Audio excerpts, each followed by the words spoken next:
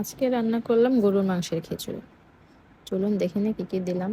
প্রথমেই তেল দিয়ে নিলাম, তারপর গরম মশলা, দারচিনি, এলাচ, একটু জিরা, বড় এলাচ, এগুলো দিয়ে পেঁয়াজ দিলাম। পেঁয়াজ দিয়ে একটু নাড়াচাড়া করব। যখন পেঁয়াজটা ব্রাউন কালার হবে তখন চাল আর ডালের মিশ্রণটা দিয়ে দেব। তারপর হলুদ, মরিচ, আদা বাটা, রসুন বাটা, জিরার গুঁড়া, গরম মশলার গুঁড়া, লবণ, কাঁচামরিচ, এগুলো দিয়ে একটু নেড়ে চেড়ে নেব, ভেজে নেব আর কি। তারপর অবশ্যই কিন্তু খিচুড়িতে গরম পানি দিতে হবে, ফুটন্ত গরম, যে কোনো খাবারে ফুটন্ত গরম পানি দিলে খাবারের টেস্টটা খুব ভালো আসে। তো আমি পাশের চুলোতেই পানি ফুটতে দিছি। এই তো ফুটন্ত গরম পানি দিয়ে দিলাম। ডাবল দিতে হবে পরিমাণে, আপনি যদি চাল 1 পট নেন তাহলে পানি হচ্ছে 2 পট দিতে হবে।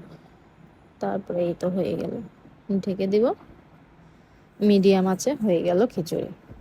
কেমন কেমন হয়েছে জানাবেন। আর কার কার আপনাদের খিচুড়ি পছন্দ জানাবেন।